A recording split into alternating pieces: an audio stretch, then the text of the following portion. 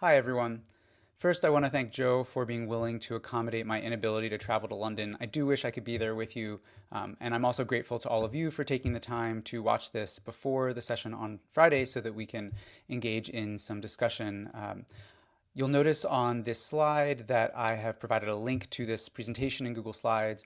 I encourage you to go there and follow along, and that way you'll be able to click on some of the links that I provide. You'll be able to actually explore the maps that I'm presenting on your own. I think that'll lead to some more fruitful discussion when we do convene, if only virtually. My interest in affective historical mapping was first kindled by Reinhard Strohm's Music in Late Medieval Bruges.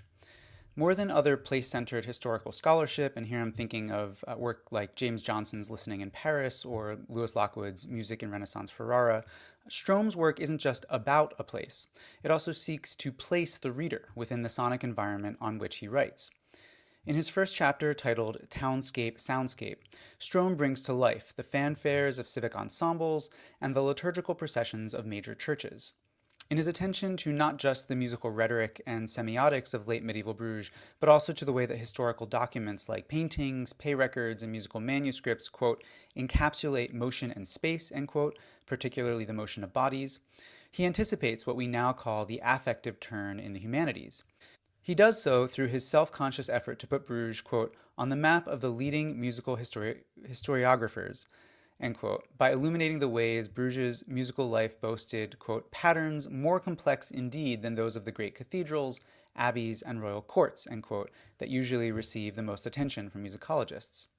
He emphasizes that Bruges' musical life took place in a medieval city, quote, a circumscribed space of human life, end quote, in which, quote, townspeople build patterns which transcend individual lives, end quote. Strohm is one of several musicologists, including Thomas Forrest Kelly and Leo Treitler, to emphasize not just the representation of history, but the self-conscious cultivation of what Hans Gumbrecht has called presence, the notion that cultural phenomena and events are and were felt as well as understood.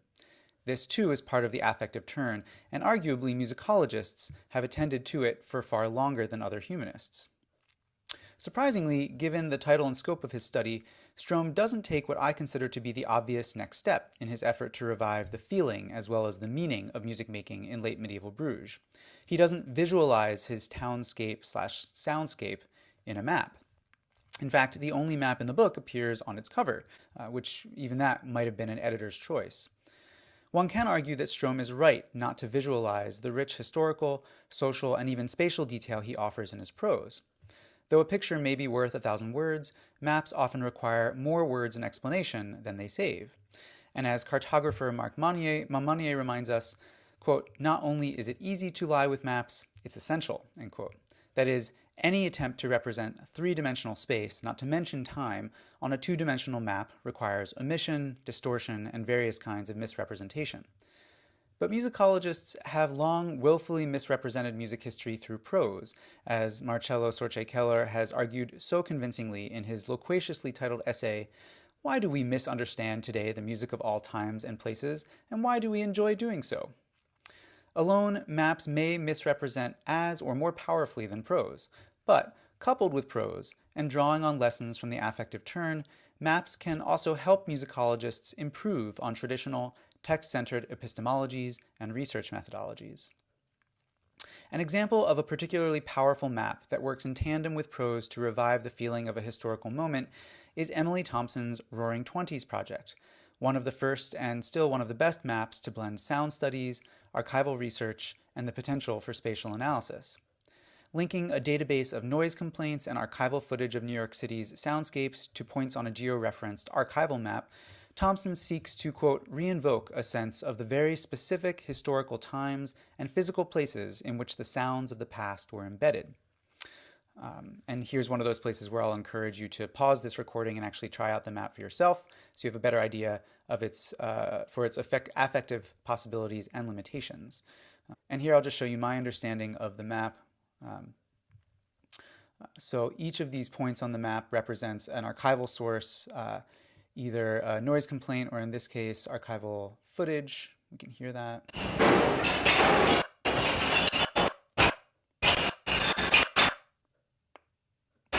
Okay. Some of them are more text base.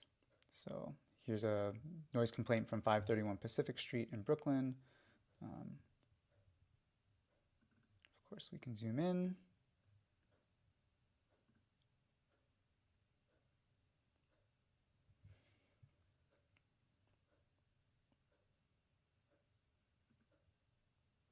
She shows the source for each one.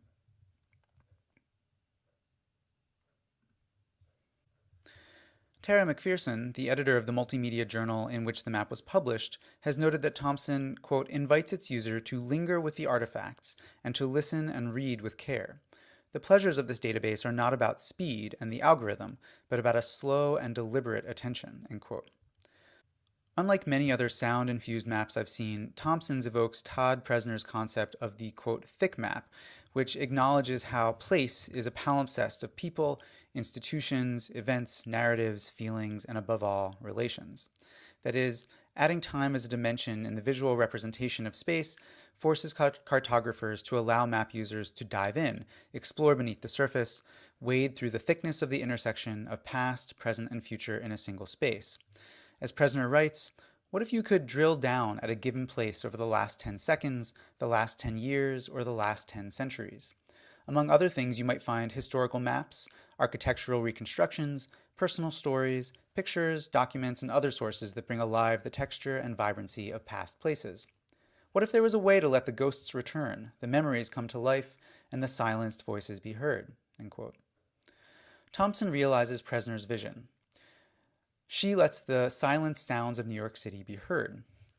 By collapsing time within her map, you can find sonic events in roughly the same place that took place months or years apart. So all of these events all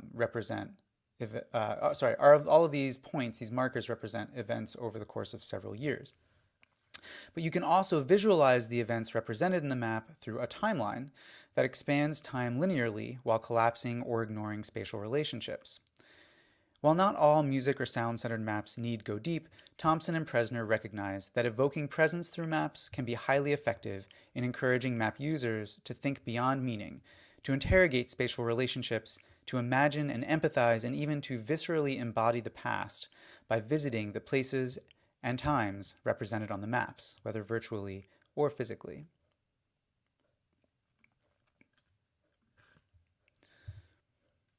I've adopted a similar goal to revive the feeling of the past in the maps I've made with teams of student researchers over the past 3 years as part of what we're calling the Musical Geography Project. Before I show you those maps, I want to acknowledge that I couldn't have developed my ideas or any of the maps I'll show you tonight without the often heroic efforts of a number of student researchers at St. Olaf College who participated in summer and academic year mentored research experiences over the past 3 years.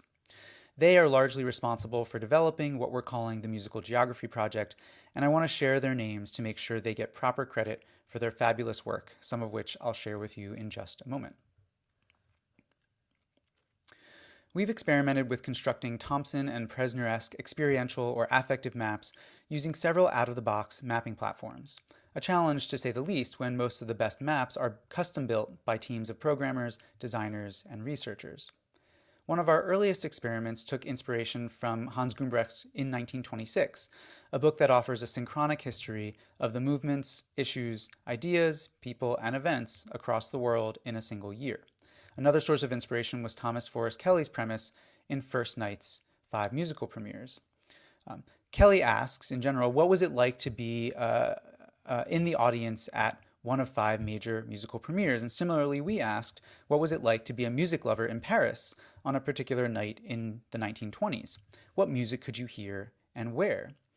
Using Google Maps and concert listings for the evening of January 12, 1924, we created a map that invites users to stroll through the virtual city, listening to portions or all of any of 9 concerts documented as taking place that night. For example, if you visit the website, you can click on any one of the markers to see details of the concert that took place that evening. But you can also see, obviously not historical recordings, but recordings of the pieces that were on the program.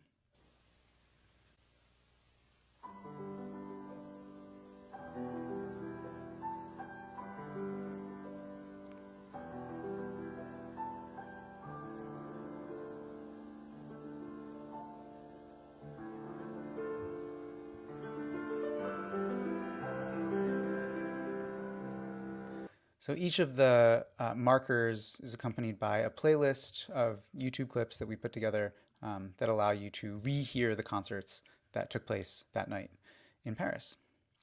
I can't speak to how other musicologists or the general public experience this map, but in a classroom setting, the impact of the map is twofold. First, students can immerse themselves in the musical world of a historical moment, often to surprising effect. While we tend to study the new music of the 1920s in my music history classes, when a student strolls through one night's worth of performances, they can quickly and imaginatively discern that concert life in 1920s Paris was less a paradise of new, experimental, provocative music than it was analogous to our own, largely museum-like concert culture today.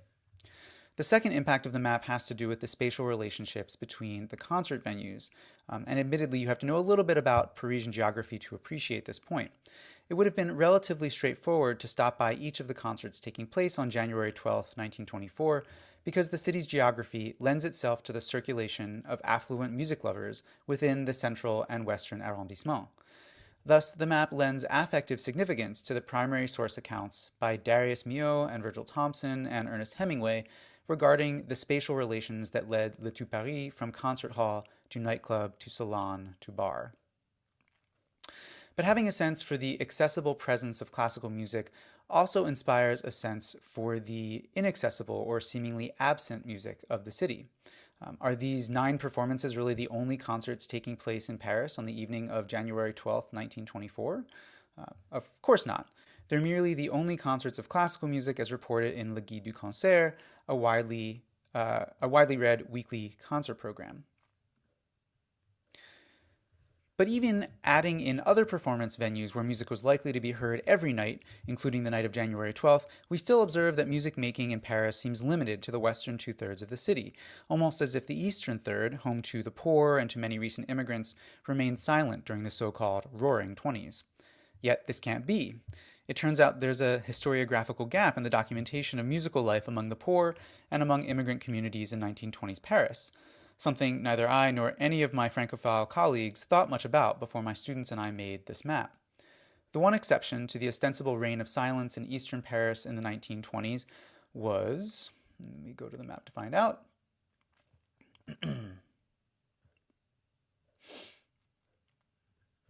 the anything but silent cinema. And so here you can see the different categories of institutions that we mapped. Cinemas are represented in this sort of peach color. As you can see, cinemas spread evenly throughout the city, demonstrating film's remarkably democratic reach across class and ethnic lines. Searching for performances, then visualizing those performances in a map, allowed my students and I to experience a sense of absence and loss, leading us to new research questions. We could not have traveled this scholarly path, so to speak, without a shift in our perspective inspired by the affective power of the map. One of the greatest challenges in attempting to feel the pastness of the present has to do with feeling the passage of time.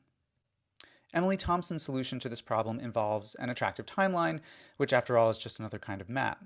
We've worked to combine the spatial relations visualized by maps with the temporal relations visualized by timelines in 2 ways. First, by creating a draggable timeline that changes what you see emerge on the map, as in this map of the Ballet Russe's tours.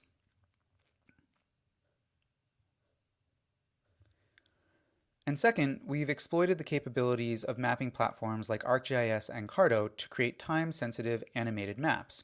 For instance, one of my students wanted to know if Darius Milhaud's travels in the 1920s inspired more performances of his music in or near the places he visited.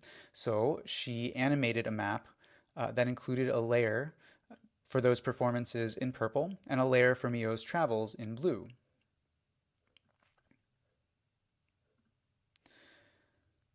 And as you can see, when I press play on the animation bar down here, in fact, the performances and travels move around quite a bit, but there are moments when they don't line up at all, as when Milhaud went on his honeymoon to the Middle East, and there are moments when they line up quite neatly, as in when Milhaud traveled to the United States for a tour, and a number of his works were performed in cities that he visited, as well as a couple that he did not. I'd like to study the pedagogical impact of immersive musicological maps more systematically, but anecdotal evidence thus far from my students suggests that such maps deepen their understanding and, just as important, their love of and affective response to music history in ways that textbooks and scholarly writing do not. This may be because my students aren't just consuming maps, they're making them. Certainly, plotting Darius Milhaud's travels and comparing them with the transmission and reception of his music isn't something any of my students would be willing to do in a paper. But a non-major did this research and visualization work over the past summer, and she claims she enjoyed it. I believe that's due to the ludic and affective qualities of digital mapping, meaning both the creation of a map and the ability of a user to manipulate the presences and absences of music history with a click of the mouse. And here I'll show you one last example. This is a map that organizes performances of Darius Milhaud's music in terms of genre, meaning we're trying to figure out if certain genres of Milhaud's music were more popular in certain places than others, and the ability to compare the spread of works in different genres by adding and taking away layers, so comparing ballet to operas, showing that they have quite a different spread, comparing orchestral works to solo instrumental works, showing that they have very similar spread, although apparently solo instrumental works didn't get played much. I think this could have a big impact on students' experience of music history and arguably on others' experience of it as well. Unlike prose, in which the reader's path through information is largely predetermined, layered and chronological maps empower readers to choose their own adventure, construct and reconstruct their own knowledge of the information offered, and therefore encounter the contingency of historical representation. To summarize, consuming or producing interactive musicological maps offers students experiences as well as factual information, and I see this as a reason why more musicologists might invest in similar work. You may have noticed that the maps I've described today tend not to explore or explicate particular texts, whether scores or recordings or primary source documents. Rather, our maps more capably illustrate the spatial trends surrounding performances, venues, the movement of music and musicians and ideas about music across space and time. In other words, the broader category of activities Christopher Small has described as musicking. Ultimately, we need both close readings of texts and new representational or reconstructive media. As Gumbrecht puts it, quote, to make at least some readers forget that they are not living in the historical moment represented by those media. I look forward to continuing to experiment with the ways that digital interactive maps can realize the affective potential of writing and representing music history. Thank you.